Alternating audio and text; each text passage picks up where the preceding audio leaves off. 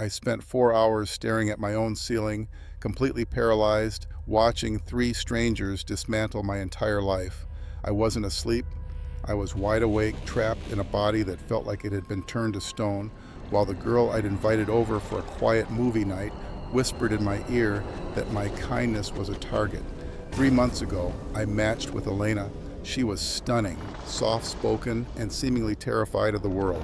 When she claimed her social anxiety made high-end restaurants impossible, I fell for it. I offered my apartment as a safe haven. I lived in a high-rise with security and a doorman. I thought I was the protector. I didn't realize I was just making it easier for her to isolate her prey.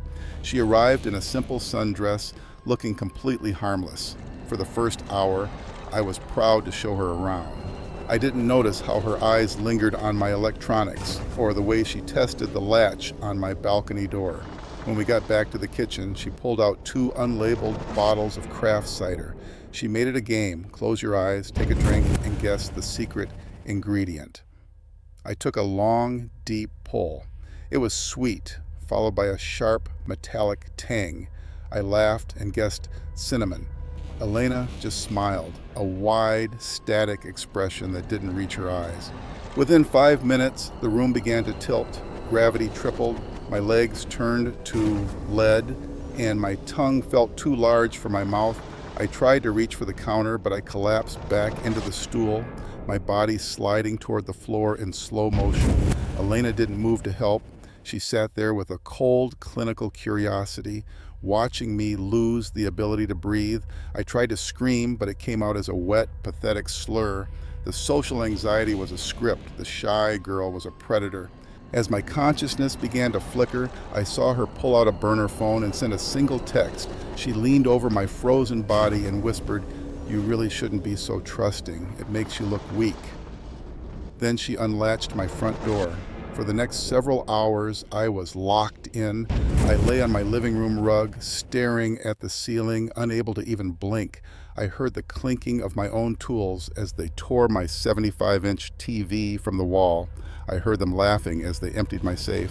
They took my clothes, my laptop, even my shoes. The terror peaked when one of the men stood over me, weighing a heavy glass vase in his hand, asking Elena if they should finish the job. She just shook her head, but no, the drug will keep him quiet until we're across the state line. They left as quietly as they came. I lay there in the dark for an eternity, listening to the silence of my own empty home. It wasn't until 6 a.m. that the paralysis wore off enough for me to crawl to the door. The police told me I was the 4th victim of a honey trap ring. Everything is gone, my property, my security, and my ability to look a stranger in the eye. I still live in that apartment, but it's a shell. And every time the floorboards creak, I wonder if she kept a copy of my key. The Cinderella stalker. I felt a hard circular lump sewn into the lining of my hood. When I notched the fabric with scissors, a small white AirTag fell into my palm. I hadn't seen Chloe in 2 weeks, but as I looked at my laptop, I saw the tiny green light of my webcam flicker on. She wasn't just tracking my location, she was watching me realize I was caught. It started at a campus party. We hit it off, or at least I thought we did, in a haze of 3 drinks. We spent the night talking, and before it ended, we were in the back of my car. I thought it was a classic hookup, a ghost story in the making. I didn't realize I was the one who was going to be haunted. 2 days later at coffee, the magic evaporated. Chloe didn't have conversations. She conducted interrogations. She needed to know every ex, every old address, and why I took 11 minutes to reply to a text. I told her she was being suffocating, and I left. I blocked her on everything that night, thinking that a digital wall would keep her out. I was wrong. Rejection wasn't a stop sign for Chloe. It was a starting pistol. A week later, the gifts started appearing. I found a mangled, chewed-up plastic straw on my windshield. It was the exact straw I'd used during our coffee date. She had gone into the trash after I left, scavenging for a piece of me to take home. Then, the digital walls crumbled. I was at my desk when a message from a burner account popped up on my screen. "You look tired. Maybe you should take a nap." My blood turned to ice. I wasn't posting. I wasn't live. I looked up, and that's when I saw the green light on my webcam. Someone was remote accessing my life. Then my phone buzzed. It was a photo of the back of my head, taken from the darkness of my own backyard, looking through my bedroom window. I bolted outside with a bat, but the yard was empty. Only the tall grass was matted down where someone had been kneeling. I stayed awake all night, but I was looking for a ghost. The next morning, I reached for my favorite hoodie, the one I'd worn the night we met. That's when I felt the lump. She had slipped the AirTag into the hem while we were in my car that first night. She had been a silent passenger for every grocery run, every class, and every visit to a friend's house. She was watching a blue dot on her phone, waiting for me to feel safe again. I moved. I changed my number. I transferred campuses. But some nights, I'll be sitting in the dark, and I'll get that prickling feeling on the back of my neck. I'll look at my laptop, and for a split second, I'll swear I see that little green light flicker. Chloe isn't gone. She's just waiting for the next time I wear her favorite hoodie. The diversion, the man I was supposed to meet for a first date texted me that his battery was dead in a parking garage 3 blocks away. But when I got there, I didn't find a date. I found a man holding a pair of heavy-duty industrial zip ties and a Julian profile that belonged to someone who had been missing for 3 years. I wasn't on a date. I was being herded. It started at a trendy bistro downtown. I was supposed to meet Julian at 7:00 p.m., but the seat across from me stayed empty. By 7:30, I felt that sharp sting of being stood up. That's when a man named Vance approached. He was charming, sympathetic, and said he'd seen me waiting from across the room. I let my guard down because I was embarrassed, and Vance played the good guy perfectly. Then my phone buzzed. It was Julian. He didn't apologize. He sent a frantic message. Car battery is dead. Phone is at 2%. I'm in the garage on 4th. Please come help me. I don't want to call a tow. It was a weird request, but I was relieved he hadn't ghosted. I stood up to leave, and Vance stood up too. He told me that garage was sketchy at night and offered to walk me there. I thought I was being smart by accepting a witness. As we walked through the rain, Vance stayed a respectful distance, constantly looking over his shoulder. I thought he was protecting me. I didn't realize he was checking for cops. We reached the 3rd level of the garage. It was a concrete tomb, humming with the buzz of flickering fluorescent lights. I saw a dark SUV in the corner with its hood popped. I called Julian's name, but the car was a shell. No one was inside. I turned to Vance to say something was wrong, and that's when his good guy face evaporated. Vance wasn't looking for Julian. He was looking at me. He reached into his overcoat and pulled out a pair of thick industrial zip ties. My pulse turned into a lead weight. At that exact moment, the back door of the SUV clicked open and a second man stepped out. It was the man from the Julian photos. They weren't strangers, they were a team. Julian was the digital lure, and Vance was the handler who made sure the prey didn't get cold feet on the way to the trap. I didn't scream, I didn't have time. I bolted for the stairs. I could hear the heavy rhythm of their boots echoing off the concrete walls behind me. I practically flew down the flights, heart shattering against my ribs. I burst onto the street level just as an Uber was dropping a passenger off. I threw myself into the backseat and screamed at the driver to go. I looked back and saw both of them standing at the mouth of the garage. They didn't run. They didn't hide. They just watched the car drive away with a terrifying lack of concern. The police later told me the Julian photos belonged to a man who vanished 3 years ago. The account was a skin suit, a digital ghost used to reel people in. I still don't know what they planned for me in that SUV, but I haven't stepped foot in a parking garage since. Because I know that sometimes, the person walking you to your car is the one making sure you never reach it. The app infection. I stuffed my phone into a heavy winter boot in the back of my closet, hoping the thick leather would muffle the microphone and hide me from the man watching through my camera. 10 minutes later, my laptop chimed. A photo file opened on the screen. It was a grainy, dark shot of the inside of that closet. He had used my own phone to take a picture of his hiding spot. Then, the text appeared. Can I come out now? I was seeing Liam, a tech-obsessed grad student. On our 3rd date, he claimed his phone was dead and asked to use mine to find a mixology app. I unlocked it and handed it over. It was 30 seconds of tapping. I thought nothing of it until I got home, changed into my pajamas, and sat on my bed. A text from an unknown number lit up my screen. The blue silk pajamas look much better on you than the dress did. I froze. My blinds were shut. I hadn't posted a single photo. I ignored it until the next one hit. Don't bother checking the window. I'm not outside. In those 30 seconds at the bar, Liam hadn't looked for an app. He'd installed mirroring software. He had full access to my screen, my microphone, and my camera. I tried to factory reset the phone, but the screen locked. A message overlaid everything. If you reset it, I'll send the bathroom video to everyone in your contacts. I was a prisoner in my own skin. I hid the phone in the closet to kill the signal and sat in the dark, clutching a kitchen knife. That's when the laptop on my desk, synced to my iCloud, vibrated. He had followed me there. After he sent the photo from inside my closet, I didn't scream. I couldn't. I stared at the closet door. It was slightly ajar. I saw a shadow shift behind my hanging coats. I didn't wait. I bolted out the front door and ran until my lungs burned, calling the police from a gas station landline. The cops found my house empty, but the back window was unlatched.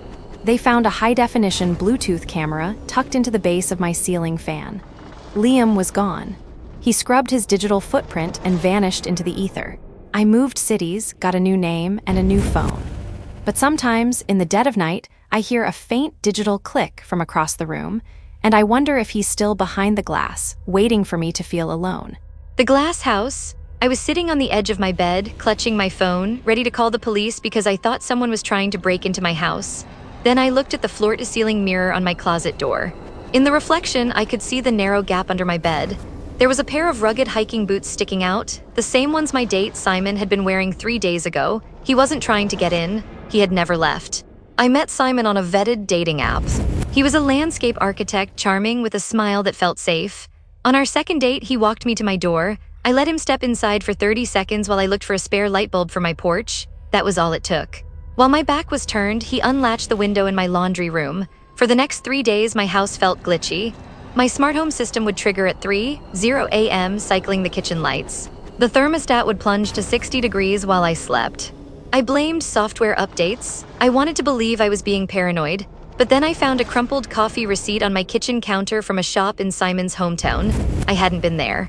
I tried to call him, but his number was disconnected. His profile was gone. I ran to the laundry room and found the window latch flipped. I slammed it shut, thinking I'd finally locked him out. I went back to my room to call the cops, and that's when I saw the boots in the mirror. He'd been living in my crawl space and under my furniture for 72 hours, documenting my life. I didn't scream. I knew if I made a sound, those boots would move. I stood up as calmly as I could and said to the empty room, I forgot to lock the front door. I walked out, and the second I hit the living room, I bolted. I burst out the front door and pounded on my neighbor's door until they woke up. The police found his sleeping bag and food wrappers in my crawl space. But the most chilling part was the notebook. He had recorded everything, what time I showered, what I ate, and exactly how many times I checked the locks before bed. He was studying me like a specimen. Simon vanished into the woods behind my house before the sirens arrived. They never caught him. I moved cities and scrubbed my existence, but the damage is permanent. I don't just check the locks anymore, I check the closets. I check the vents. Because a deadbolt only works if the monster is on the other side of it. The heat signature. I was standing 5 feet away from a man in total darkness, and I didn't even know he was there. I couldn't hear him. I couldn't see him. But when I looked at my phone screen, he was glowing. It was the dead of winter. I had just bought a foreclosure in rural Ohio, a massive, rotting farmhouse that bled heat like a sieve. I was 25, alone and stubborn. The place was freezing, so I bought a thermal imaging camera, a small attachment for my smartphone, to hunt down the drafts. That Tuesday night, the silence in the house was heavy. Around 11:00 p.m., I went down to the basement. The basement was the gut of the house. Dirt floors, crumbling stone, and piles of trash left by the previous owners. The light bulb at the bottom of the stairs had popped days ago, but I was too lazy to run back up for a flashlight. I figured the glow from my phone screen was enough. I clipped on the thermal camera and opened the app. The world on my screen turned into ghostly landscape of deep purples and blues. The stone foundation was black-blue, freezing. The water pipes were a faint, sick green. It was quiet, just the sound of my own breathing and the settling of the old house. I walked toward the back corner. where stacks of old drywall were leaning against a concrete pillar. I pointed the camera at the wall, expecting to see a cold blue draft. The screen exploded in red. I stopped. A massive heat signature was huddled behind the drywall, bright burning orange against the freezing blue background. My brain scrambled for a logical explanation. Raccoon? It had to be. A stray animal that found a way in. It was huddled low to the ground. I was annoyed. I didn't want to chase a rabid animal in the dark. I took a step closer, shouting, "Get out of here!" I was watching the screen, waiting for the animal to scurry. It didn't scurry. The glowing orange blob unfolded. It got taller. I watched the heat signature of two long arms reach out and press against the cold pillar to steady itself. The heat bloomed larger, filling the frame. It wasn't an animal. It was a man. He stood up to his full height, glowing bright yellow-orange. He was standing perfectly still, right behind the drywall, 6 feet in front of me. I lowered the phone, pitch black. My eyes strained against the dark, but I saw nothing. Just the silence of the basement. I raised the phone again. He was there, a burning silhouette. And the worst part? The heat signature of his face was turned directly toward me. He was watching me. My stomach dropped so hard I nearly threw up. He thought he was hidden. He knew it was dark. He didn't know I could see his body heat. I realized with terrifying clarity that I was standing on a razor's edge. If I screamed, he would know the jig was up. He would lunge across that 6-foot gap before I could even turn around. I had to pretend I hadn't seen him. I forced my throat to open. I let out a frustrated, bored sigh. "Stupid piece of junk," I muttered, my voice trembling just enough that I prayed he wouldn't notice. I tapped the screen aggressively, pretending the app was broken. Then slowly, I turned my back on the burning man. That walk back to the stairs was the longest 10 seconds of my life. I could feel his eyes boring into my neck. I expected to feel a cold hand grab my ankle. I expected to hear the rush of footsteps on the dirt. I didn't run until my foot hit the top step. I slammed the basement door, threw the deadbolt, and sprinted out the front door to my car. I didn't stop driving until I was at a gas station 3 miles away. My hands were shaking so hard I couldn't even unlock my phone to dial 911. The police didn't find the man. He had slipped out a window the second he heard my engine start, but they found his nest behind the drywall. He had a sleeping bag, a pile of candy wrappers, and a jar of urine. The police told me that judging by the trash, he hadn't just broken in that night. He had been living down there since before I bought the house. He had been listening to me walk above his head for weeks. The Good Samaritan. He smiled at me, and for the first time, I noticed he wasn't looking at my eyes. He was looking at my neck. He looked at me like I was food. This was 2014. I was working the graveyard shift at a gas station off a dead stretch of highway in Virginia. It was the kind of place where the silence was so loud it hurt your ears. We had a regular we called the Cowboy. He drove a beat-up Ford truck and played the role of the lonely, sweet old man perfectly. He'd buy a pack of cigarettes, lean on the counter, and call me darling. He brought me candy bars. He asked about my classes. He groomed me to trust him. But that Tuesday night, the mask slipped. A massive thunderstorm had killed the power to the streetlights. The rain was hammering the metal roof so hard, the floor vibrated. Around 3 a.m., the Cowboy's truck pulled up. I watched him on the grainy security monitor. He didn't pump gas. He just sat in his cab, staring at the front door for 10 solid minutes. Just staring. Finally, he came in. He was soaking wet, water dripping from the brim of his hat onto the linoleum. He didn't ask for cigarettes. He walked right up to the glass, leaned in way too close, and smiled. "Hey, darling, listen, bad news. I saw your car parked around the side. You got a flat tire, a bad one." My stomach dropped. I couldn't afford a tow. "Are you serious?" "Yeah." He nodded eagerly, too eagerly. "Rim's practically on the pavement. Tell you what, I got an air compressor in my truck. You come on out there with me, I'll fill it up for you right now." He took a step back, gesturing to the door. He expected me to follow him. A normal person would have said yes, but a wave of nausea hit me so hard, I grabbed the counter to steady myself. Why had he sat in his truck for 10 minutes before coming in to tell me? "That's okay," I said, my voice tight. "I'll call ALA. I can't leave the register." His smile vanished. It didn't fade, it was deleted. His face went dead. "Don't be stupid," he snapped. His voice dropped an octave. "I'm trying to be a nice guy. It's pouring rain. You can't change a tire in the rain. Come outside." "No," I said, louder. He slammed his hand on the Bam!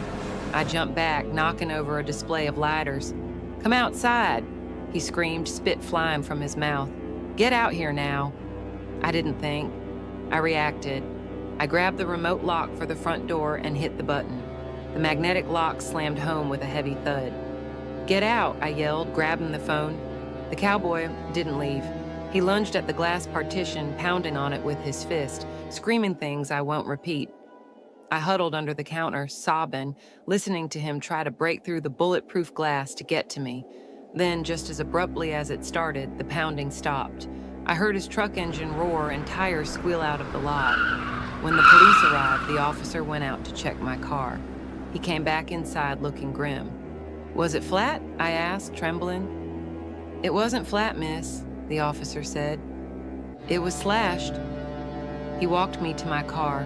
The driver's side tire hadn't popped. Someone had taken a hunting knife and sliced the sidewall open from ear to ear. The cowboy had cut my tire himself while he was sitting in his truck those 10 minutes. He created the problem so he could be the savior. He was just waiting to bait me out into the dark, rainy blind spot behind the building where no cameras could see us. I quit the next morning. I never saw him again, but sometimes when I'm driving alone at night, I check my rearview mirror, terrified I'll see that beat-up Ford truck right on my bumper. A $3 steel chain is the only reason I am not a headline on the news right now. I was 16, my parents were gone. It was 10:15 p.m. on a Friday, the kind of quiet suburban night where nothing happens. Then the door shook.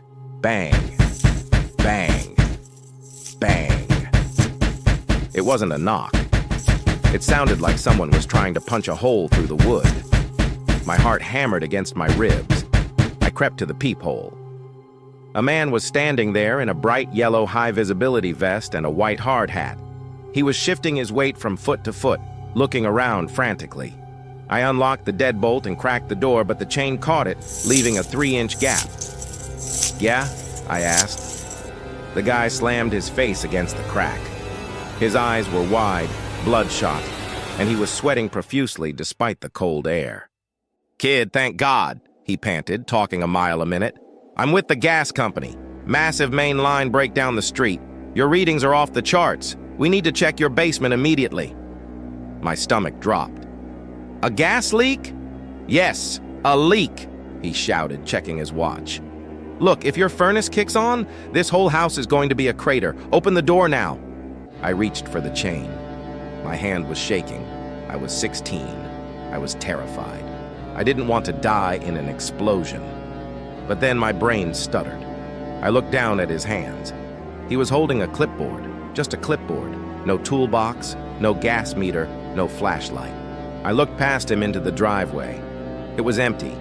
No utility van, no flashing lights, just a dark, empty street. I hesitated. Hang on. Let me just call my dad and ask where the basement key is."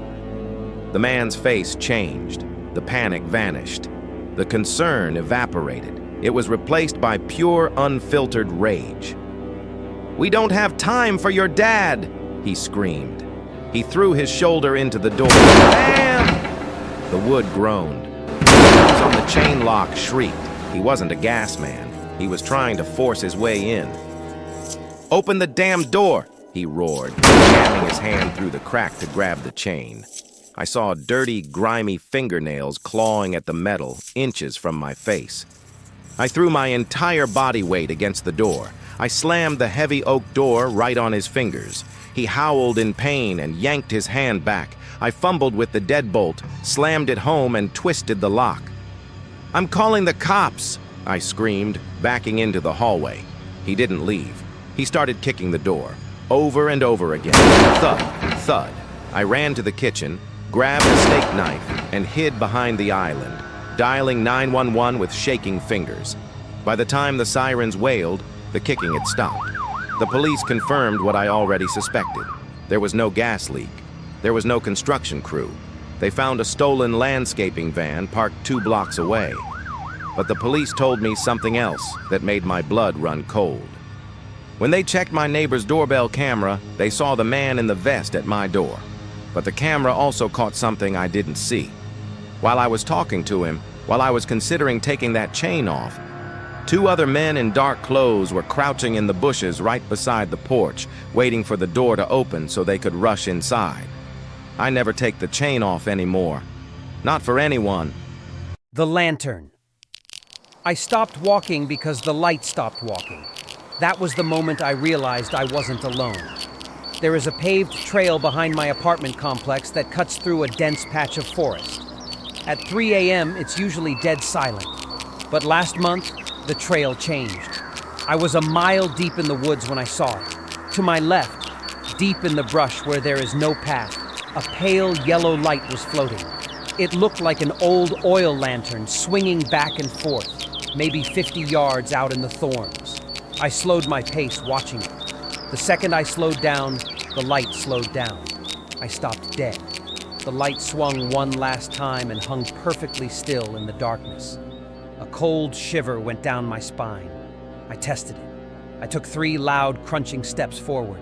The light bobbed forward 3 times, perfectly matching my rhythm, then stopped. It was mimicking me. I didn't stick around. I power walked the rest of the way home, my heart in my throat. The light stayed parallel to me, floating through dense undergrowth where no human could possibly walk without a machete before finally fading away. I should have never gone back. But human curiosity is a defect. 2 nights later, I was back on the trail. I reached the same spot. It was silent. No crickets, no wind. The woods were holding their breath. Then, I heard it. Help! Me! It came from the darkness to my left. It didn't sound like a person. It sounded wet. It had a gurgling, scratching quality, like meat slapping together to form words it didn't understand. Help! Me! I shined my phone flashlight into the trees. 20 feet off the trail, I saw the lantern. It was sitting on the ground, glowing invitingly. Is someone there? I called out, my voice shaking. Help!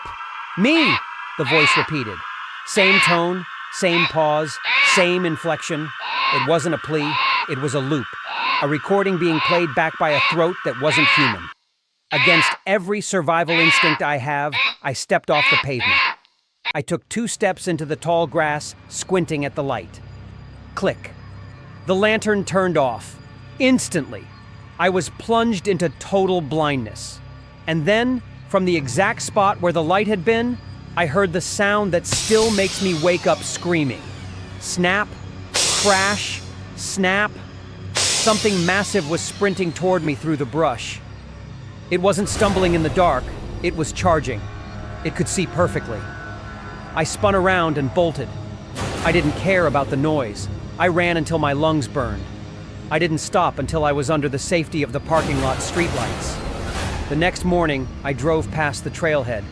There was a new sign stapled to a tree by the park rangers. Trail closed. Aggressive wildlife. I know bears and coyotes live in those woods, but bears don't carry lanterns, and animals don't learn how to speak English to lure you into the dark. Whatever is in those woods, that light isn't a lantern. It's a lure, and it's attached to something hungry. The Whistling Man. I've worked private security for a decade. I've fought meth heads, chased off copper thieves, and taken a knife to the arm. I don't scare easily, but after what I found in that factory last November, I turned in my badge. I will never work a night shift again. I was guarding a condemned textile factory in Michigan. It was a massive, rotting complex, miles of brick corridors and shattered windows. My job was to keep the squatters out. It was 2:15 a.m. The silence was heavy. You could hear the building settling, the pipes groaning. I was on the ground floor near the loading dock when I heard it. a whistle. It wasn't a tune. It wasn't a melody. It was just one long, fluctuating note that didn't stop to breathe. It sounded like a tea kettle screaming in a lower octave. The whistling stopped instantly. Then I heard footsteps. Slap, slap, slap. Bare feet running on concrete. They were directly above me. I sprinted to the stairwell. I was angry.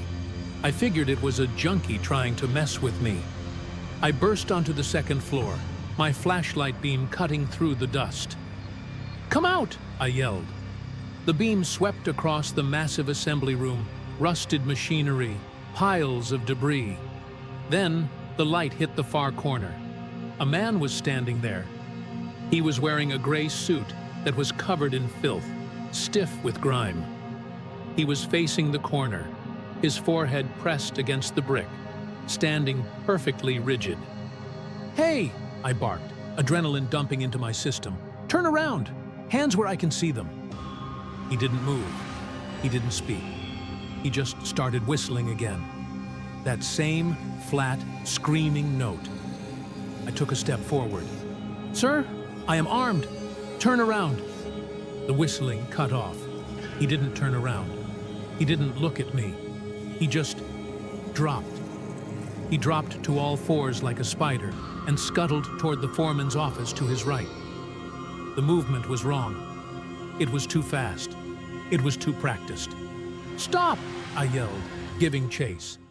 I saw him scramble into the office and slam the door. I reached it 3 seconds later and kicked it open, ready for a fight. I shined my light inside. Empty.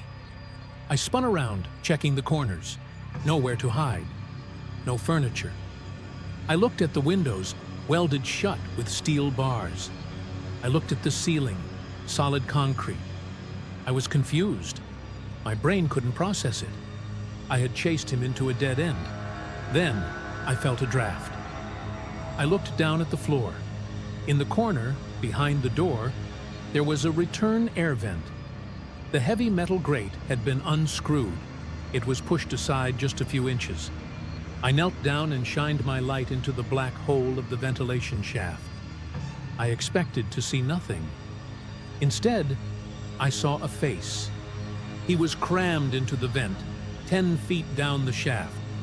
He was contorted into a ball, his dirty suit scraping against the metal. And he was smiling. His eyes were wide, unblinking, reflecting the beam of my flashlight. He didn't look trapped. He looked comfortable. I scrambled back, terrified, and radioed the police. When the cops arrived, they dragged him out. They searched the ventilation system. It wasn't just a hiding spot. It was a home. He had blankets, food wrappers, and bottles of water stashed deep in the tunnels of the factory. But that wasn't the worst part. Taped to the inside of the ductwork, right where he slept, were Polaroids, pictures of the parking lot, pictures of the security desk, pictures of me. He hadn't just broken in that night. He had been living in the walls for months. Every night I sat at that desk thinking I was alone. He was right above my head, watching me through the vents, whistling that same dead tune.